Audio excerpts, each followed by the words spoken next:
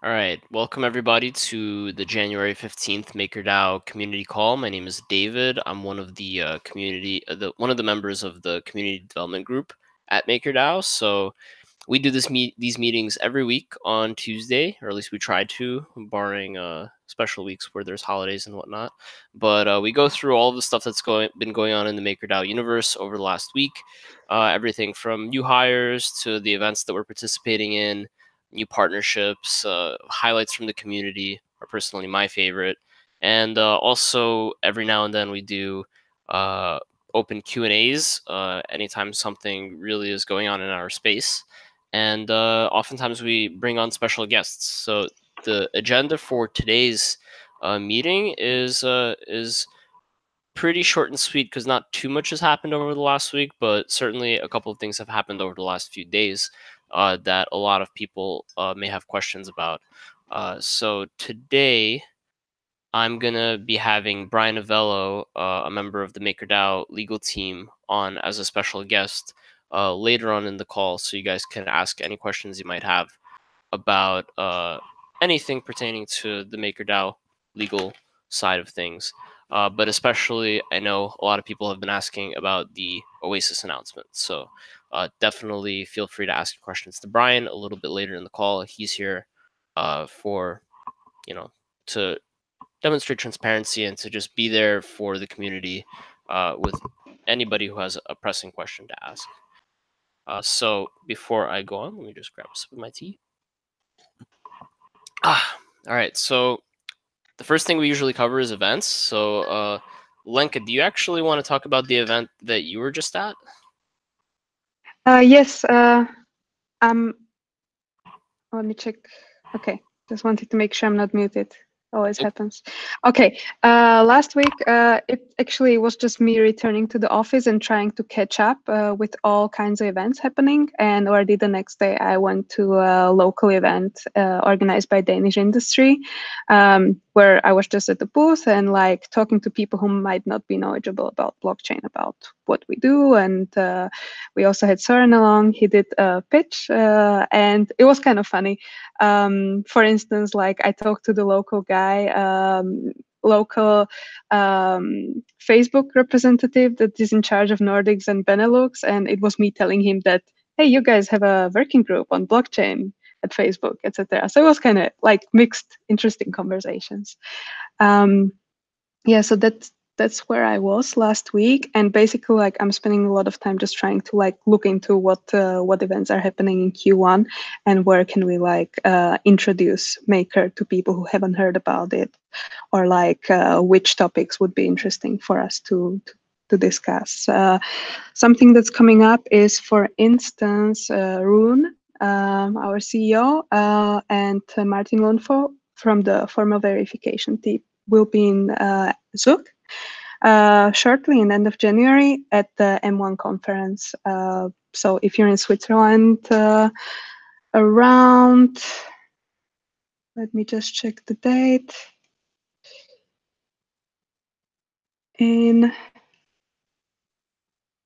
Okay, now I can find it really quick, but it's I'll post the link into the M1 conference.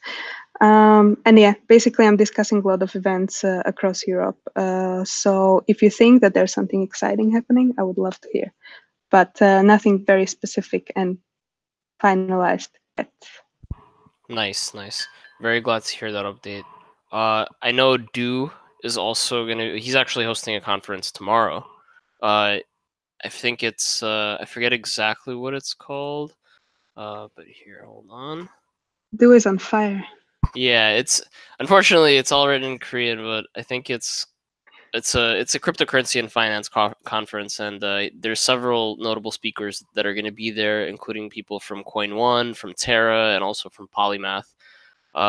It's in Korea. Do is our Korean community manager over there, and yeah, and actually, there's another bit of news from Korea that I'm going to mention in a bit when I cover the partnerships. But yeah, I guess that's pretty much it for events.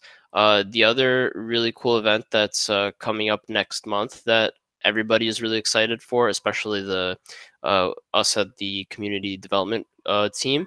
We're really excited for ETH Denver.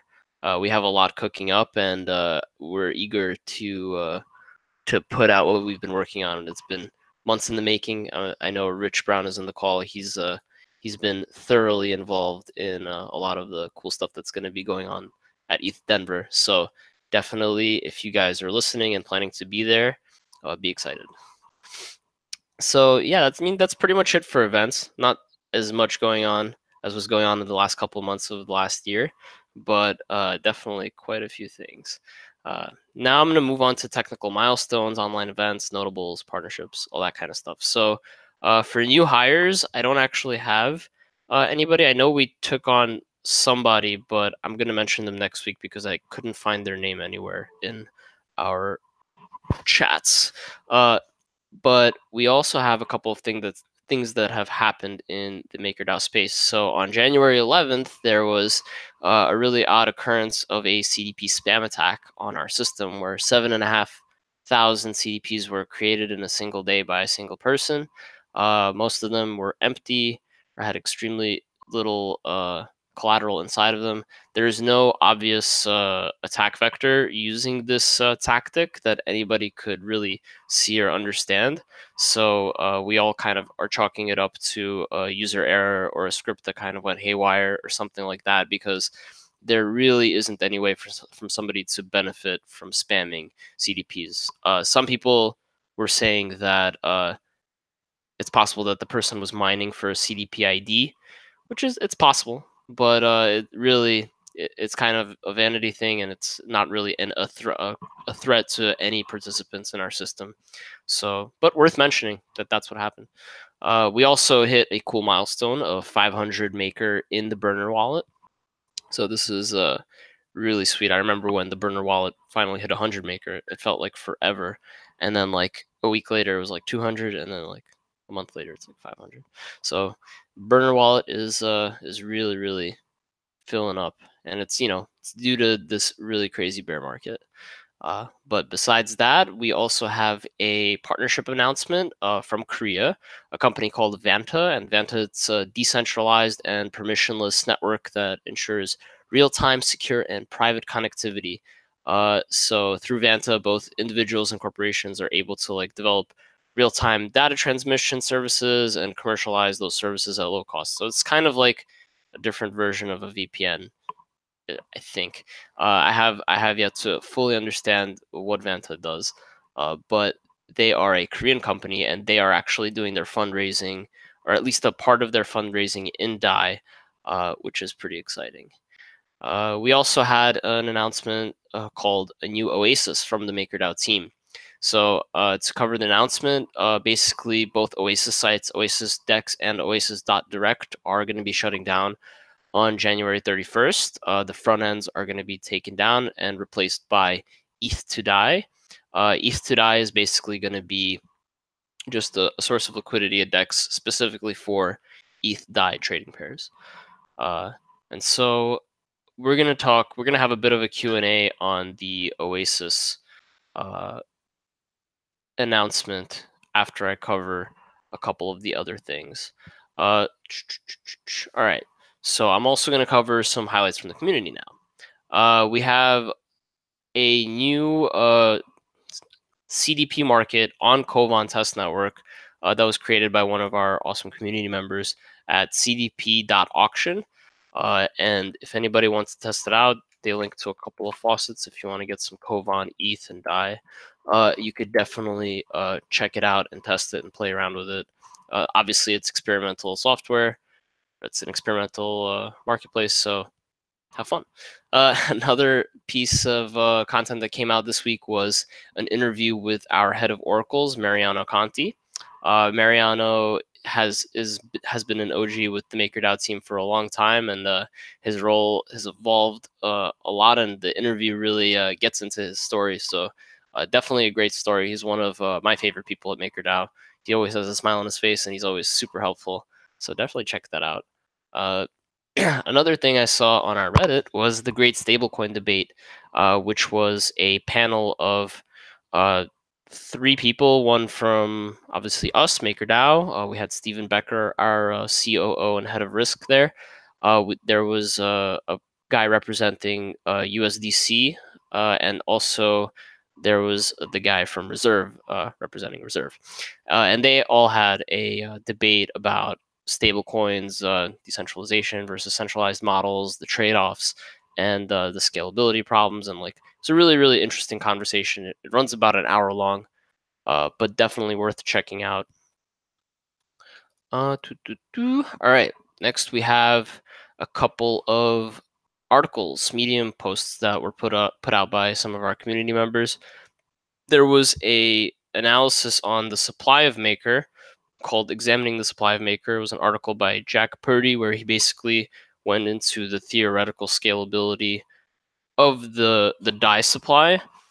And then, well, was that what it was? I think he then, yeah, it was. Yeah, he was examining how big DAI can get, but as a function of, I think, CDP demand. Yeah, it was an analysis into CDP demand. So definitely check that out. Interesting read. And then there was a way more sort of I don't want to say it was a lot more warmer article called "Diamonds in the Soles of Her Shoes" by a guy named Andy Tudhope, and this article really surprised me because I read it and it was uh it was an article about Maker and CDPs and DAI and ETH, but it was very sort of personal, and it was a story of how he had been talking to one of his mentors and like basically contemplating what MakerDAO is and DAI is, and really interesting article. Definitely check it out. Very human element to it. Uh, Definitely a fun read. And then there was another article earlier in the week by Hasu. It was a criticism on the scalability of DAI because of no available closed loop arbitrage abilities, which a lot of people disagree with him. A few people agreed with him. But yeah, definitely interesting read. Clearly, DAI does have people arbitraging it in some way because it has stood the test of time and has held through a 94% drop in the price of Ether, and has maintained its peg. So I think it is scalable. There is no closed loop arbitrage, as he was saying, but there are arbitrage opportunities in different ways. But definitely check it out. There's an awesome Reddit thread, a lot of discussion about his criticism, but nevertheless, a great discussion that's happened this week in our community. All right, so that pretty much covers all of the fresh content partnerships and announcements that have happened in the last week. So, sorry to jump in, David. Wasn't there like an article written based on this Hashu article? Oh, like a rebuttal article? Yeah, and I can't like If you can think of find it, specific can you names. Yeah, send it I'll to look me? for Because it. I Yeah, remember seeing it actually now that you mention it, but yeah. I don't think I saved it Okay, anywhere. I'll look for Yeah. it. Yep. All right. Cool. It actually might be on that Reddit thread. But either way, actually now is a good time to shamelessly plug the community developments repo that we all work on, the awesome MakerDAO repo. So there is a section in that repository called critiques, and critiques are anytime somebody writes something against us, we throw it in there. And I also linked the Reddit post there in the critique section, so I'll actually throw it in the chat for you guys if you guys are curious to see that. Yeah, so you can check that out. There's a handful of them. And yeah. So Lenka, if you find it, send it over to me. But otherwise, I believe I've covered everything. Hey, Mariano, you're in the call, right? That's right. I'm Hey, here. what's up? So do What's you? up? I didn't see you in the beginning of the call. I wanted to ask you about events going on in South America. Anything new? Anything fresh? No, nothing yet. So I was telling you in the past community call. We are still waiting for some events to pop up on the region. It's very early in the year, so as soon as we have some news, I will be sharing it here. I gotcha. No doubt. That's very, very good. Well, hopefully, I know a lot of stuff is in the works though. Yeah. All right, cool. Well, okay. So Link actually just linked that article that we were talking about?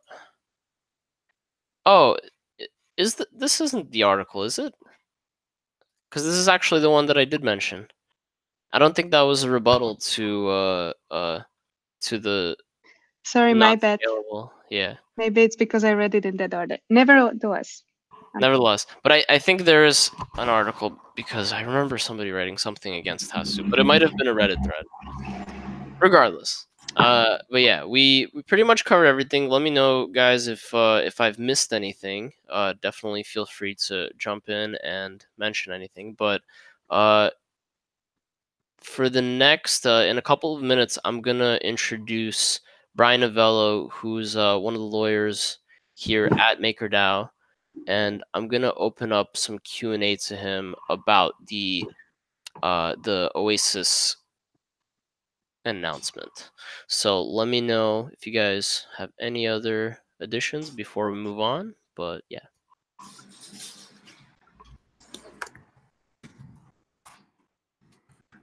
All right. So Brian, are you there?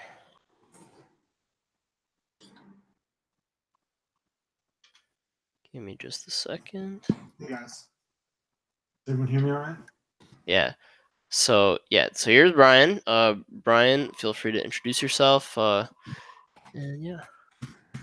Hey everybody, I'm Brian Novello. I'm the general counsel for Maker. I was on a community call about 7 months ago or 8 months ago now, and I joined the team full time. I've worked previously with a number of other companies, including DAPHub, for probably since early 2016, I think January thereabouts. So before the Maker smart contract actually issued MKR in spring 2016. So I'm following the project from very, very early days. And that's a little bit of my background. And I think the main thing that people wanted to cover today was talking about the changes with regards to Oasis Dex and Oasis Direct. And I'm happy to do that. I think just as an opening salvo to start the conversation and kind of get the Q&A ball rolling, this was a decision that we arrived at over the last several months. It was something that the evolution of Oasis and Oasis Direct was something that we had talked about internally, both on the legal team and with the product development team for a number of months. The changes today were, I would say, accelerated a bit by the changing regulatory landscape in the United States. Especially, I'm not gonna. There's no if, ands, or buts about it. I mean, you can see what happened with EtherDelta in November, and some of the guidance that was coming out of the regulatory agencies in Washington D.C. and make a direct connection between those events and kind of where we are today. But it's something that was that we arrived at after due process and consideration internally to kind of come up with what we thought was the least bad solution. That's what you kind of see today.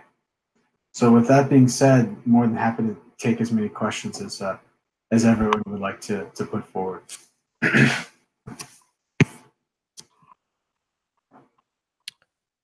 So thank you so much, Brian. So I see Jordan Crandall is asking in the chat. So the big question is, why is maker trading going away? Presumably the reasons are legal. Does this imply that the foundation was providing the majority of the volume to the extent that we can expect that volume won't move elsewhere? Question mark. Let me look. I'm going to read that question myself. So I think the best way to answer that, because you're asking really two things.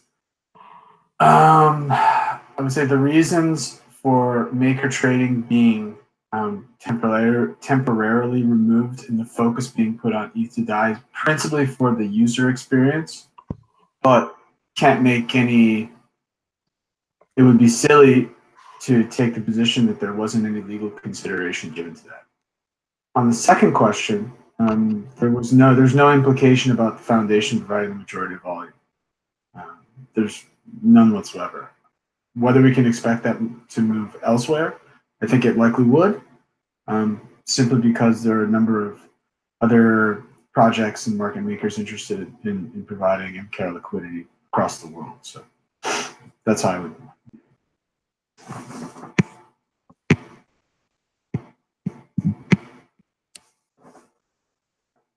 Thank you, Brian. Sure. So is this so are the contracts themselves being shut down is a question that I'm seeing a lot. Sure. The two front ends are being taken down. The contract itself is not being taken down. Okay. So, for example, if you're going to use the CDP dashboard, you still have the option to buy DAI in order to close your CDP. So there will still be some liquidity available there. If you're trying to buy DAI to close your CDP, or if you wanted to buy MKR directly to close your CDP. But the principal focus is the two front ends that allow for the trading of all these different assets. They are being taken. Yeah. So I saw that Rune actually commented in response to the Reddit post saying that there's going to be functionality on the new CDP dashboard for users to pay their stability fees in DAI at the time of by the 31st of January. That's correct. Okay. All right. Cool. So I just wanted to throw that out there because I wasn't sure if that's like confirmed.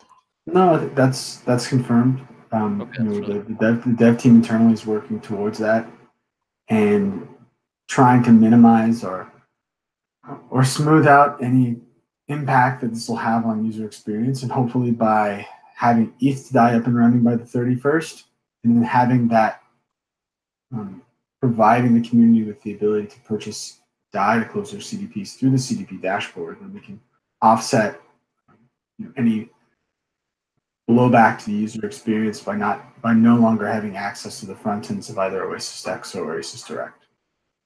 Right.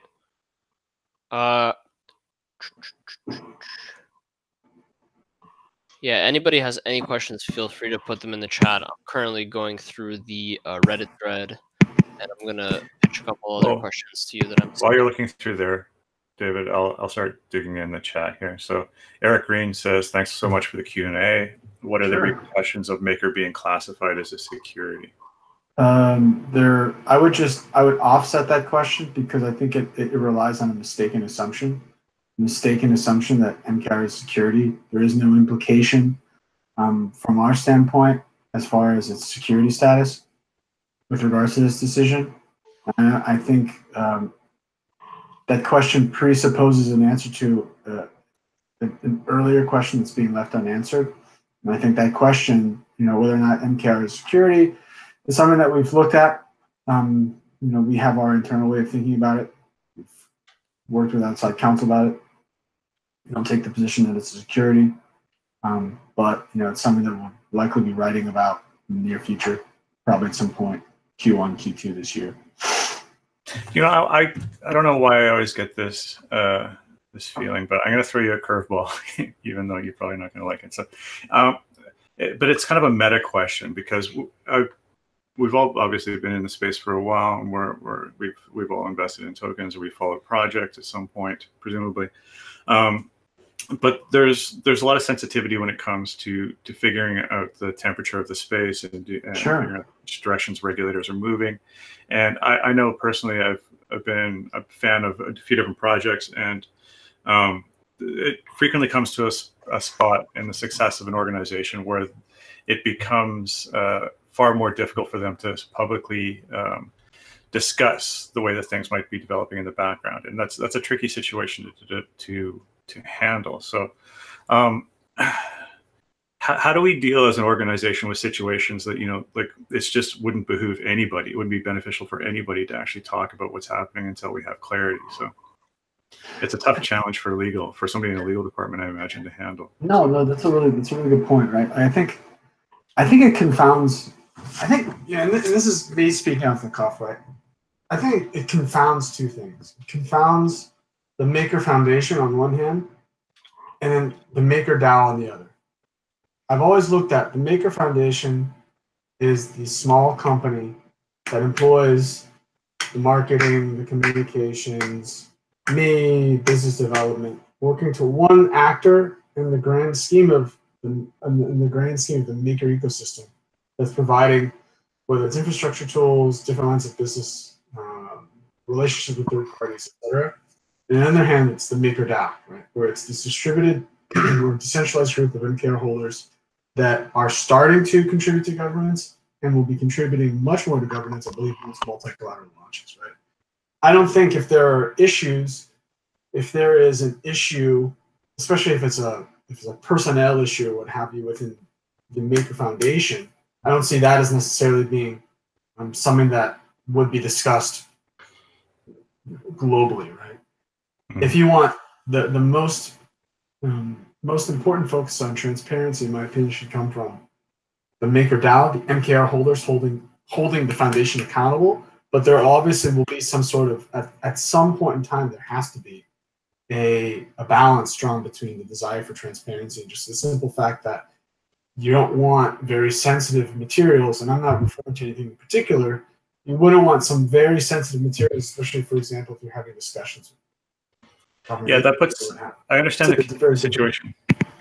Sure, I think that you're kind of in the same, well, obviously your situation is far more complex than the community group's situation, but in community, it's kind of our job to be as radically transparent as we possibly can. And sometimes situations arise where even speculating and or releasing minimal amounts of information can occasionally make a situation more precarious. And so it's an interesting it's an interesting challenge, and I'm not seeing an obvious solution arising anytime soon. But I was happy to hear your thoughts on the matter. It's a very complex situation. All right, so let's dig back into the chat again. So Eric Green had a question. So we touched a bit about there's no implication that Maker is being classified as a security. Actually, no, maybe I think that's probably all we can touch on for that. So let's move on. Eric, if you had some more detail you wanted to go in, please feel free to answer a question. But Jordan, I'm going to move on to your next question. And this is one that I love. This is going to be cool. Some MakerDAO community members have already set up an Oasis DEX mirror. Is that okay in our eyes, or do we expect that these mirrors are going to meet some resistance? We're not endorsing or supporting any mirrors, but they're open source contracts. If people want to copy them and set up their own thing, there's nothing we can do about that. Yeah, it's not just the contracts as well. Like the code in GitHub is open source as well, so people are free to do whatever they like with it. That's the case, right? I believe it's all licensed to GPL, if I remember correctly. All right. I think. Are there issues about trademarks?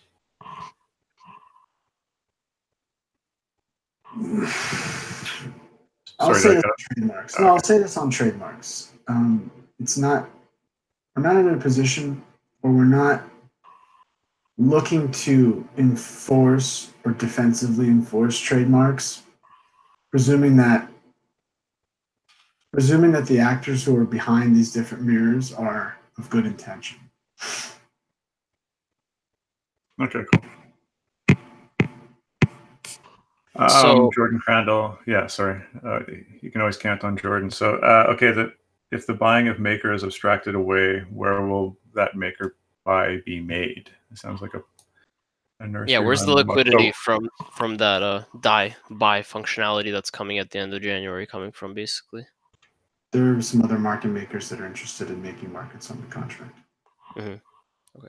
So it will be coming from the Oasis contracts? Yes. Okay. I don't know. If I had to guess, I don't think, like, I love the Oasis team and I love what they've done, but I don't think there's anything specific to that one property that makes it any more or less compelling than anything else. No, I shouldn't say that because that sounds kind of horrible. It's a great site, but I don't think there's any reason why market makers or all the market makers that use our ecosystem wouldn't just simply find the next available property and start using that. Like, the market will shake itself out, I believe. Yeah, I think completely agree. I think that's right.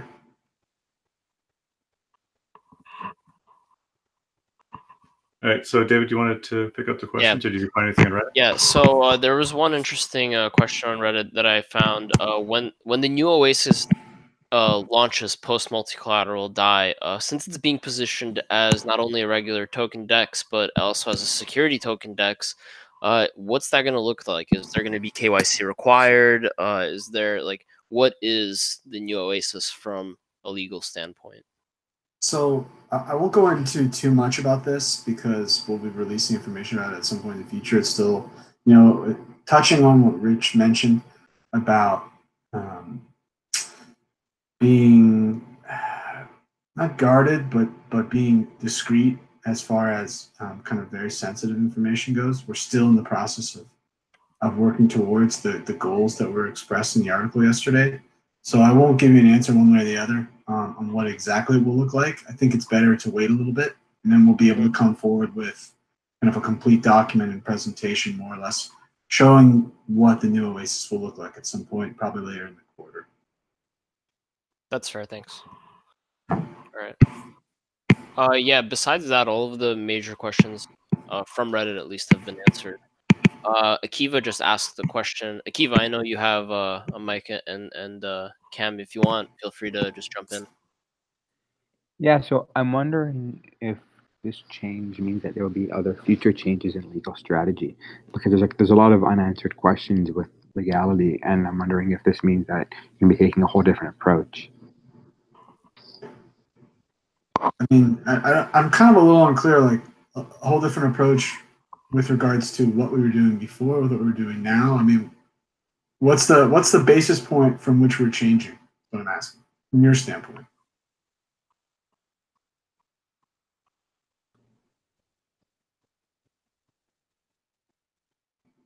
Sorry, I'm in a library, so I'm just going to type it in the chat. Yeah, go for it. It's okay.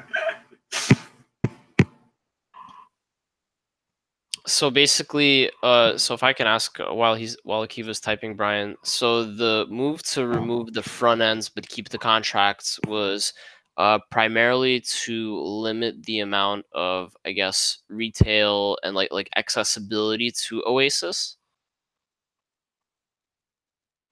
Excuse me, I didn't hear you there. You didn't come through.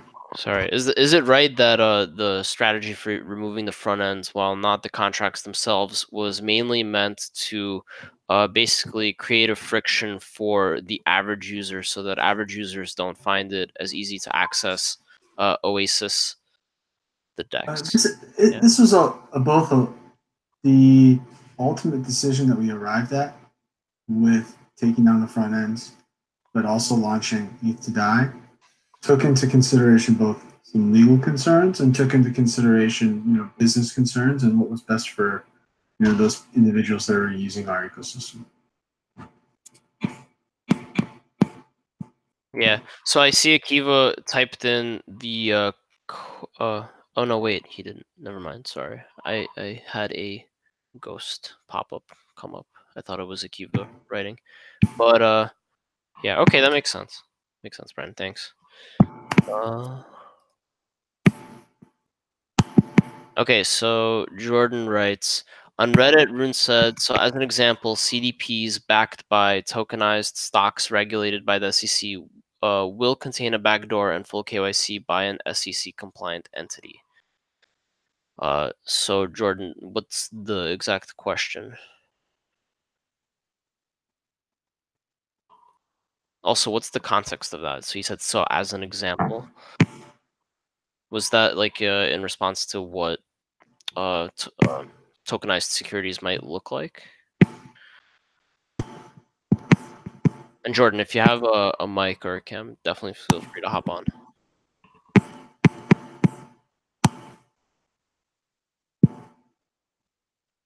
Okay. Here before yeah, so let me just go back to what Akiva was saying with his question about the future changes in the legal strategy. So he wrote, a lot of people thought Maker would always be purely decentralized with no KYC. So if there's now going to be KYC, does that mean there will be changes in the structuring of the MakerDAO itself? Right now, there is no corporate tax, but maybe there will be in the future. Maybe MakerDAO will, yeah. So he's also, yeah. So basically, will MakerDAO have to pay a corporate tax? So with the introduction of all this KYC stuff, what does that mean? I mean, I'm not going to touch on what taxes we have to or have to not pay. I think the question confounds, again, the foundation versus MakerDAO. But I'll say this: I mean, ETH to DAI doesn't have KYC. A regulated securities portal will have to have it if it's an exchange where security tokens are being traded. like Rune mentioned in the Reddit comments. Okay. That I think Jordan was touching on. So Jordan, let me read out Jordan's last comment in the chat. So what he's saying is that we need some way to reclaim the DAI in a scenario where someone steals tokenized Apple shares, locks them in a CDP, draws the DAI, and then intends to disappear. I don't know why they wouldn't just cash out by other means, but I suppose it is a risk. Also, in this case, the person might dump DAI on the market just to get what they can. So that would be a good thing to prevent. And in this case, that someone dumps DAI and sells for ETH. I guess the person that bought that DAI would get screwed because it would get rolled back into someone else's account? Question mark. And it's all right, Jordan. It's all right. You don't have a mic. I'm glad to read out your comments. Yes. So that's interesting. So I didn't actually read that conversation in full, but I think he's talking about basically the ability for some DAI, like basically for more regulatory control over the DAI that results as a draw against a security token. Is that a right way of saying it, Jordan? Brian, you're reading the chat, right? Hold on, let me see it. Yeah.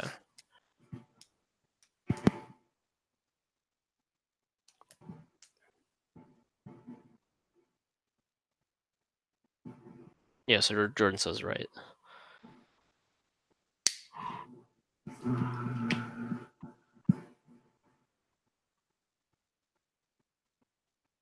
I won't speak for the product management team, but I think this exact scenario may not exactly as Jordan has described it, but it's something that we've touched on internally.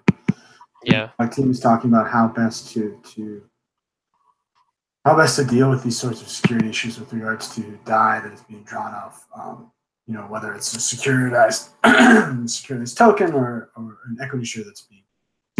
This is something that Jordan we're thinking about deeply. So, but it's a good question. Yeah. And then Jordan tagged on another related question at the end just now. He's asking specifically. I see. Yeah, those two are related. So I think both of those situations are being talked about and being dealt with internally. There's a lot of things in the pipeline for products. So just be. I would just tell everyone in the community to be excited for kind of when multi-collateral launches and all the different things that are going to be coming out as a result. And then the new Oasis too. It's just really. I think we're going to arrive at a point where we look at where we are. In 6 months, we look at where we are today, and it's going to blow a lot of people's minds. So, pretty interesting stuff. I'm excited for that embedded CDP functionality in Dexes. I've been waiting for that. That'll be cool. But yeah, thank you, Brian. If anybody has any additional questions, definitely feel free to add them into the chat now. Brian is around, generally speaking, in our Rocket chat, and he's definitely always available for a question. If you guys want to ping me, I'm happy to ping Brian. Yeah, I'm in the Rocket chat too. I think my name is Bry174. Yeah, here I'll post up Brian's Rocket chat handle.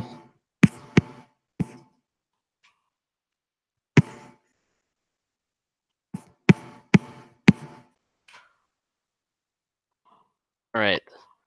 Well, it doesn't seem that there are many other questions. And I do not see many other unique questions that we haven't already answered. So I think I'm going to conclude this section unless anybody has anything else. All right. All right. Well, thank you, Brian. I really appreciate you being on the call. MakerDAO is very much a community-based project, and we really value transparency and being able to talk and being able to really see what's going on surrounding MakerDAO. So I appreciate the transparency a lot.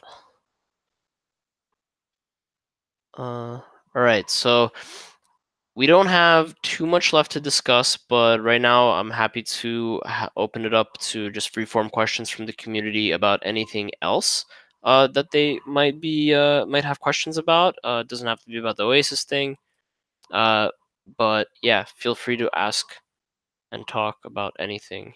And otherwise, if there's not going to be much activity, I'm going to be closing down this meeting in a couple of minutes.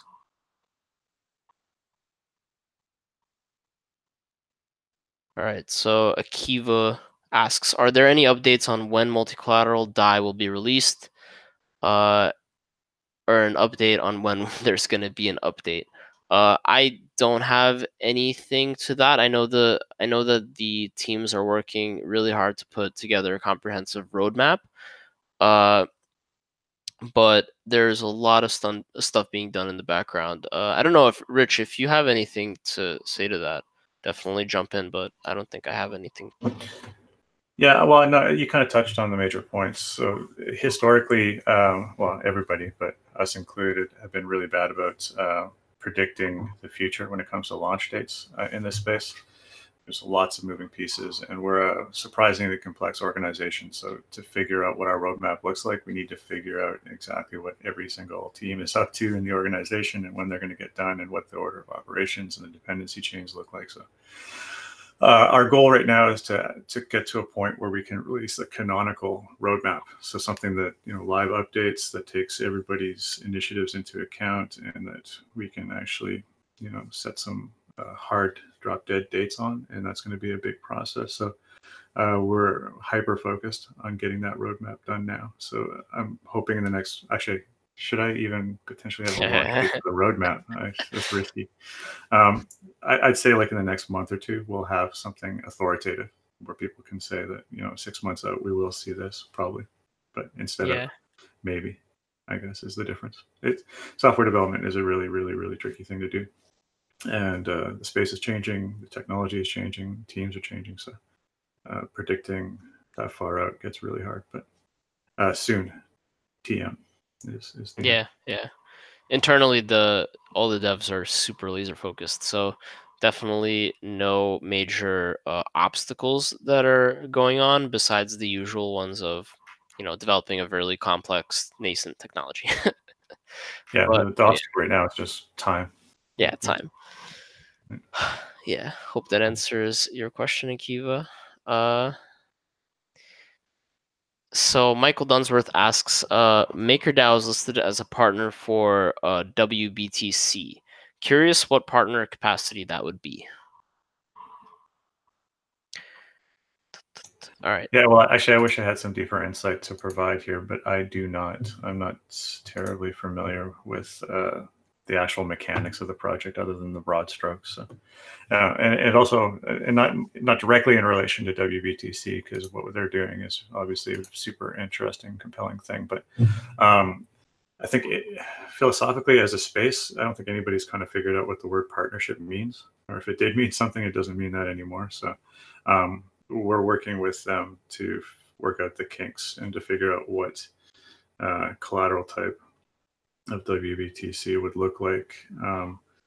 But as we touch on a lot in these meetings and in the governance meetings, a partnership doesn't guarantee inclusion as a collateral type. Collateral types need to be evaluated, and risk teams need to come up with a proposal for them, and then the community needs to vote them in or not. So there's no guarantees when it comes to this thing. On the flip side of that coin, though, it's unlikely that many tokens wouldn't get accepted at some point, but it has to go through a governance process where we go. It's Mike. Can I jump in quickly on that topic? Please. Absolutely. So hey everyone, it's Mike. I run comms for Maker. On the top, just to the build off of a point that Rich was making, I'm in all of the partner calls and conversations when marketing happens. And I will say probably one of the biggest conversations we have is talking people back as it relates to sort of a presumptive close on them naming themselves collateral to multi-collateral DAI. So I want just like internally just to give everyone the confidence that we're really, really focused from jump on letting every partner token know or potential partner token know that it's not fait accompli until MKR holders vote you in, and there's going to be a full process related to that. To the earlier conversation around roadmaps, the big thing I'm working on right now is getting our making a public roadmap for what the voting in or kind of like what the process from working with potential collateral types through to voting through to kind of going live with multi-collateral types in the new world will look like. So there will be a lot of updates on that front, but really just to chime in and say, If you read about anyone saying that they're collateral types, that's a mistype or a misspoke, and we're really hardcore about making sure people know that there's no, don't make any assumptions. It's the MKR holder who has the ultimate voice on this one. Yeah. So the WBTC, from what I understand, is a DAO as well. And I'm actually talking with one of our members from the BD team, Ashley, and she's saying that we have people internally at Maker who are members of their DAO, which is governing the project. So we're actively just a part of helping them figure out their vision. And eventually, yeah. Sorry, from a broader perspective, and not just WBTC, but MakerDAO is really interested in ultimately being a cross-chain solution. So we're not maximalists, we're pragmatists. So if there's collateral to be had, we want access to that chain. And so we're super happy that somebody, like an organization like WBTC has sort of gotten things organized enough to start creating those bridges. So yeah, we'll well said. and take advantage of it. Well said. And any new collateral that is potentially like attractive to the MakerDAO system really needs a deep and granular assessment, both on a qualitative level and on a quantitative level. And WBTC being a sort of again a nascent innovation of a way to get BTC onto Ethereum, it has to be really closely considered before you could say it's collateral, before you can assign it all of the parameters, its debt ceiling, the stability fees, all of that. We really need to know granularly what WBTC is, what the risks involved are, and so I think part of our capacity as a partner, now that I'm thinking about it, is also to have better insight into those when the time does come for us to do risk assessments on WBTC. I think a good shorthand when it comes to it, playing theoretical games about any kind of collateral type is just to take this enormously complex process of risk mitigation and risk management and coming up with all these proposals and all the financial modeling and all the rest of it. But in my mind, just to keep it easy, I distill it down to this one question: is there a significantly liquid market for whatever this asset is? Because that has to exist, or nothing else does from our perspective. So if WBTC gains enough traction and people are trading it, and there are markets available, and the complexities around how the community handles a bridge token essentially are figured out, then it's game on. But until then, there's a lot of questions that still need to be answered. Yeah, and if you guys are particularly interested in governance and collateral and financial risk management, definitely join us on our Thursday governance and risk calls. We have them most Thursdays. Definitely join them. They're hosted by Rich and our COO, Stephen Becker, who's also our head of risk. And it's really, really wonderfully open discussion. So definitely join us. They're on Thursdays. I post about them in the same way that I post about these Tuesday community meetings. So look out for that. All right. If anybody has any additional questions, definitely feel free to post them. I'm going to post in the chat the audio, video, and written recaps of those governance meetings, of the risk meetings that we were just talking about. If anybody has interest, definitely check those out.